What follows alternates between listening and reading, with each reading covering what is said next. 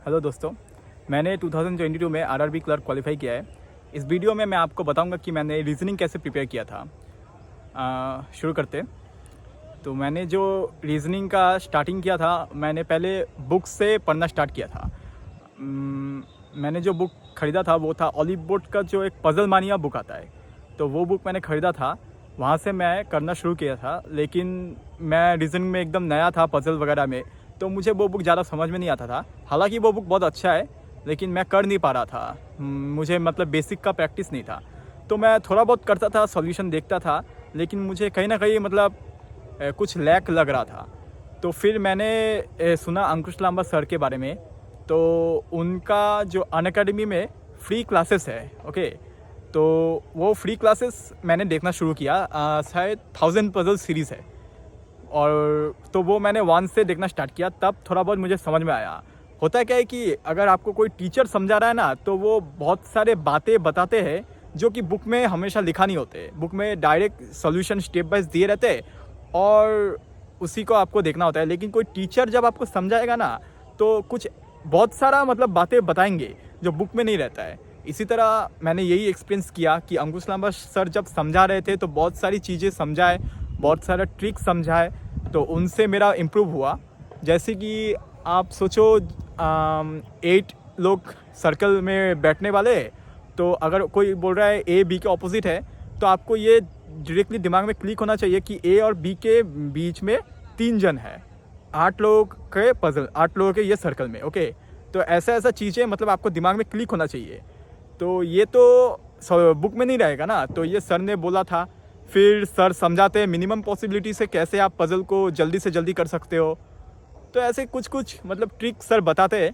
ये सब मतलब बहुत हेल्प हुआ इससे। प्रीली में तो बहुत आपको हेल्प होगा, मेंस का बात अलग है।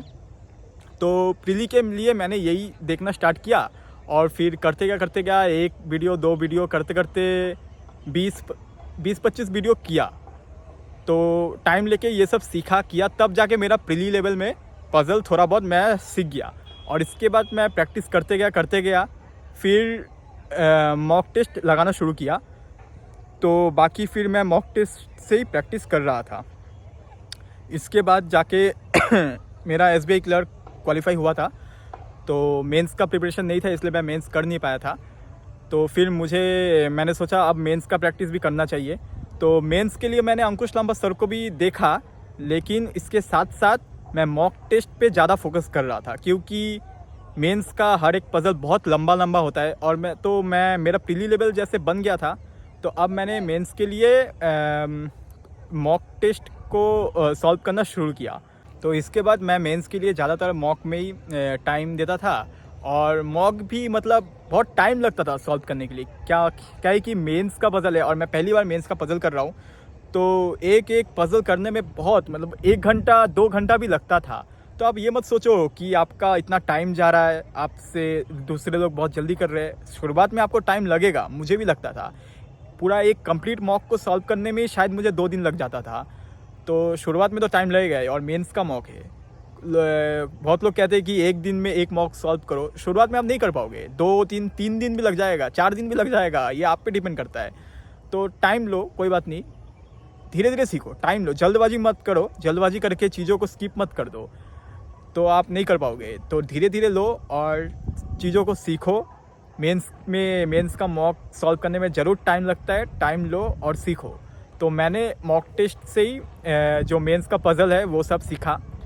फिर क्या हुआ, तो मैंने ना पज़ल में ज़्यादा वो कर दिया, ज़्यादा वेटेज दे दिया। तो सिर्फ पज़ल ही किया, और मिसलेनियस मैंने बिल्कुल नहीं पढ़ा। इनपुट आउटपुट वगैरह वगैरह ये सब, कोडिंग डिकोडिंग, ये सब मैंने बिल्कुल नहीं पढ़ा था। तो एग्ज़ाम में क्या हुआ, पज़ल बहुत हार्ड आया आईबीएस क्लर्क में। ये 2021 का बात है। पज़ल हार्ड आया था और मैं पज़ल में ही उलझे रहा। और इधर इनपुट आउटपुट वगैरह वगैरह ये सब जो मिसलेनियस है ये सब इजी था, कोडिंग था, और मैं कर नहीं पाया, इसलिए मेरा सिलेक्शन नहीं हुआ। तो तब मुझे ये समझ में आया कि किसी भी एक चीज़ पे आप फोकस करके मत जाओ एग्ज़ाम में। आपको हर चीज़ पे मतलब फोकस करना है, और उस क्वेश्चन को करना है जिस पे आपका कॉन्फिडेंस आ रहा है, आपको लगता है ये क्वेश्चन निकलेगा, उस क्वेश्चन को करना होता है, तभी जाके एग्ज़ाम निकलेगा। ऐसा नहीं कि पज़ल हार्ड आ रहा है तो हर बार हार्ड आएगा, मिसलेनियस हर बार इजी आ रहा है तो इजी आएगा। कुछ मिसलिनियस ईजी आएंगे, कुछ पजल ईजी आएंगे। तो सिलेक्शन का बहुत बड़ा रोल रहता है यहाँ पे। पहले आपको एक बार में जब सेक्शन खुलता है तो एक बार में स्क्रीनिंग कर लीजिए, उसके बाद जाके आपको पता लगेगा कि ये क्वेश्चन करने हैं और ये क्वेश्चन नहीं करना है। इसीलिए तो मार्क फॉर रिव्यू दिया रहता है। तो ये मैंने अप्रोच लगाया, तो कुछ पजल था जिनको करना था उनको मैंने मार्क फॉर रिव्यू किया, कुछ मिसलिनियस था जिनको करना था उनको मैंने पहले निपटा लिया। तो ऐसे सिलेक्शन करते हुए मैंने एग्ज़ाम इस बार निकाला। तो यही मेरा स्ट्रेटजी था मेंस का, जो मुझे समझ में नहीं आ रहा था पहले, और इसलिए मेरा सिलेक्शन रुका हुआ भी था। तो ये बात आपको भी समझना होगा। तो इस तरह मेरा रीजनिंग का मतलब मैंने रीजनिंग सीखा, और मतलब मॉक टेस्ट लगाते लगाते मेरा इम्प्रूव करते गया मैं। तो यही था मेरा एक्सपीरियंस रीजनिंग के लिए। आई होप आपको ये वीडियो पसंद आया। अगर कुछ भी डाउट है तो आप कमेंट में पूछ सकते हैं, मैं आंसर दे दूँगा। Thank you.